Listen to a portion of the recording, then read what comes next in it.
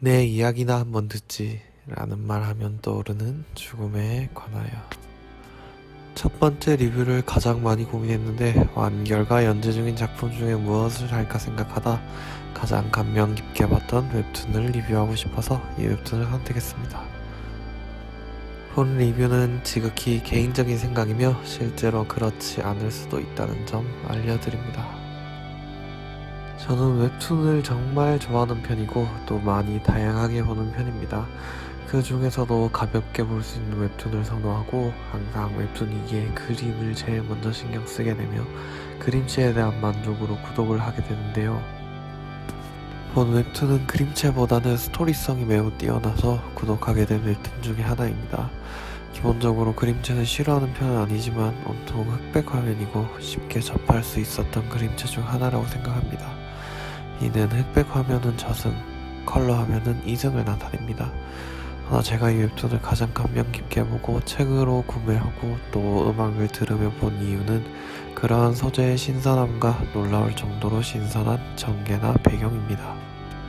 기본적으로 죽음에 관하여는 흔히 죽고 나서 이승이 아닌 저승에서 만나는 신의 관점으로 죽고 난 사람들의 이야기를 들어주며 대화하고 벌할 사람은 벌하는 내용인데 이런 간단한 전개임에도 불구하고 독자들로 하여금 상당한 눈시울을 붉히게 하는 스토리성입니다. 실제로 내가 죽어서 이야기하고 싶은 일도 얘기를 나누고 싶었던 일도 죽으면 끝이지만 신 앞에서 한번 털어놓고 이야기하며 느끼는 것입니다. 넌 죽었어 라고 대뜸 말하며 죽고 난 사람들에게 나는 신이라 말하며 이야기를 들어주는 분입니다.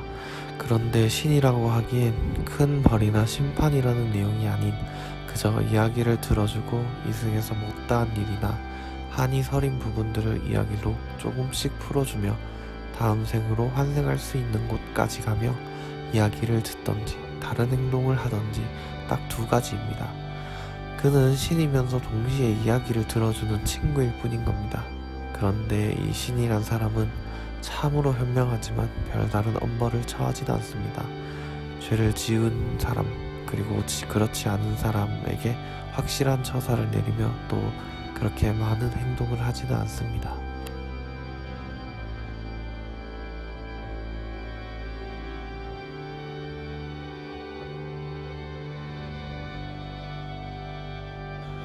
교통사고가 나서 죽어버린 사람에게는 슬픈 말을 들어주며 본인의 삶에 안타깝고 슬퍼하는 이에게 몇만이 아니지만 돌아볼 수 있는 커다란 계기를 만들어주고 다시 생활할 수 있도록 환생하는 분이 아닌 본인의 삶에 아무런 제약 없이 다시 돌려주곤 합니다. 보통 작가들이 알 수 있겠지만 죽은 것이 아닌 잠시 혼수 상태에 빠진 영혼에게 신경을 써주는 신의 모습을 그린 것 같습니다. 그렇다면 과연 죄를 짓거나 혹은 아무 죄도 없지만 죽어버려서 집으로 돌아갈 곳이 없어진 이들에게는 어떤 판단을 내릴까요? 어떠한 벌을 내리면 과연 죄를 지은 사람이 뉘우칠 수 있을까요? 이러한 부분에서 만화의 초반부인데도 상당한 전개력을 뽐내주었습니다. 먼저 아무 이유 없이 죽어버린 살인자에게 아무 이유 없이 죽은 신혼부부 중 남편이 저승에 오게 됩니다. 그에게 신은 말합니다. 나는 너에게 해줄 수 있는 것이 아무것도 없다. 그렇죠. 이승에 관여할 수 없는 신은 아무것도 할 수 없습니다. 그저 방금 죽어버린 이 불쌍한 남편에게 환생할 기회를 줄 수밖에. 그리고 같이 집에 있던 아내마저 살려줄 수 없고 죽을 수밖에 없었다는 이야기를 합니다. 교통사고로 죽을 뻔한 사람은 편하게 이야기도 하고 살려주시기도 하는 분이 결국 할 수 있는 것은 아무것도 없었습니다. 하지만 나중에 그 살인마가 죽게 되면 참회하고 뉘우치게 한다고 합니다. 과연 억울하게 죽어버린 이는 어떤 것인지도 모르지만 신을 믿고 환생하는 수밖에 없습니다. 결국 쓸쓸히 떠나가는 뒷모습. 결국 그 살인자를 잊지 못한 채 억울하고 증오하는 마음만 담은 채 환생하는 문으로 들어가게 됩니다. 아무 죄 없이 신혼부부였던 행복한 남편이 느꼈던 증오 분노를 고스란히 아무 죄 없이 신혼부부였던 행복한 남편을 찌른 살인자는 똑같이 느끼게 됩니다. 비록 죄 없는 남편은 어떤 기분일지 모르겠지만 분명 살인자가 느낄 것은 많습니다. 결국 살인자였던 사람은 아무 죄 없이 행복했던 신혼부부의 남편이 되어보며 쓸쓸히 처형장을 걸어가게 됩니다.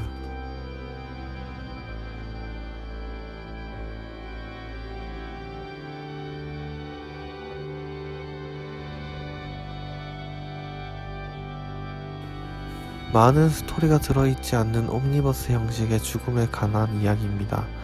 이승에 큰 관여를 할 수 없는 어떤 이야기를 들어줄 수 있는 신이 죽은 자에게 해줄 수 있는 모든 이야기나 들어줄 수 있는 모든 관심을 적절하게 느끼게 해줍니다.